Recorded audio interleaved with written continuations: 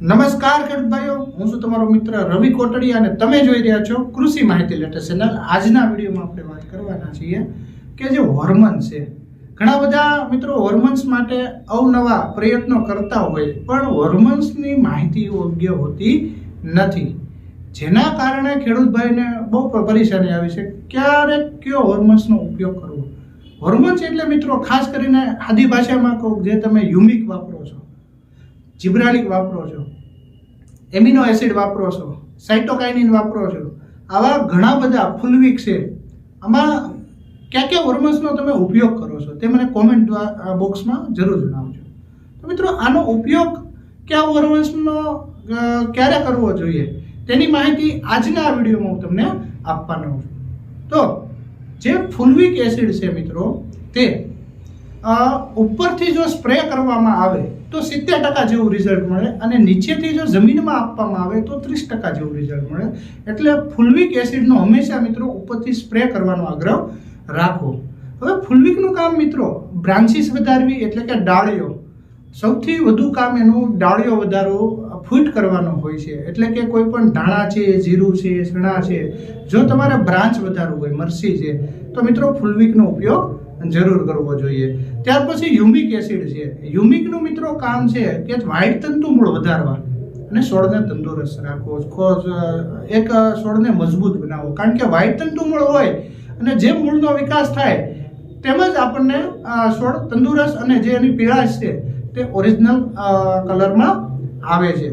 એટલે યુમિકનો તો મિત્રો ઘણા બધા ઉપયોગ કરે છે અને કરવો પણ જોઈએ.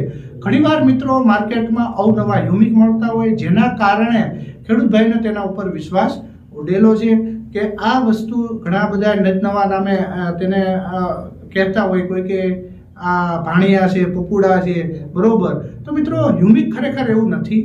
તમે સારી કંપનીનું જે રિઝલ્ટવાળું યુમિક છે તેનો ખરેખર ઉપયોગ કરવો જોઈએ. તમારી માટે એક વરદાન સ્વરૂપ એ હોર્મોન છે. ત્યાર પછી જે સાઇટોકાઇનિન છે મિત્રો, એ ફ્લાવરિંગ ફ્રૂટની સાઇઝ અને ફ્લાવરિંગ ઘટતું અટકાવે છે. તેમજ એમિનો એસિડ, અત્યારમાં માર્કેટમાં મિત્રો એમિનો એસિડનો ખૂબ જ વધારે ઉપયોગ કરે છે. જેમ કે તમે ફિનટેક મારો છો, રુજુતા મારો છો, ઘણા બધા ક્રેઝી છે, બરોબર. ત્યાર પછી ઇસાબિયોન છે, સિઝન્ટા કંપનીનું, અલગ અલગ કંપનીના ઘણા બધા માર્કેટમાં મિત્રો હોર્મોન્સ મળે છે. આ બધા છે amino acid. Amino acid base છે. એમિનો એસિડમાં પણ ઘણા બધા પ્રકાર આવે છે, પણ આપણે આ વિડીયોમાં ઊંડાણપૂર્વક માહિતી નથી આપવાની, તે માટે હું તમને બધા હોર્મોન્સની ઉપર ચડી માહિતી આપું છું.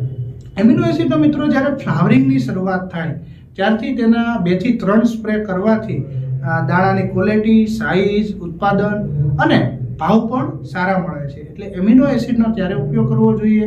યુમિકનો સ્ટાર્ટિંગમાં આપણે તંતુ મૂળ વધારવા માટે ઉપયોગ કરવો જોઈએ. ફુલવિક એસિડનો જો તમારે ચણાનો પાક હોય તો 30 દિવસે, ધાણા હોય તો 20 દિવસે, જીરું પણ ઉગ્યા પછી 20 દિવસે તેનો ઉપયોગ કરી શકો છો. તે જ રીતે AAI, આવા બધા ઘણા બધા હોર્મોન છે, તેની અલગ અલગ અવસ્થાએ ઉપયોગ કરવો જોઈએ. કારણ કે આ બધા હોર્મોન્સ ઉપયોગ કરવાથી તમને ઘણો બધો ફાયદો થાય છે. તેમાંનું મિત્રો એક જિબ્રાલિક, સૌથી લોકપ્રિય, માર્કેટમાં સૌથી વધુ જો હાલતું હોય તો જિબ્રાલિક એસિડ છે. પણ આમાં પણ ઘણી બધી કંપનીના લોકલ જિબ્રાલિકના કારણે મિત્રો પાકનો જે એક આકાર હોય, જે પાકનું રંગરૂપ હોય અને એની ટકવાની ક્ષમતા હોય તે ઘટાડી દે છે.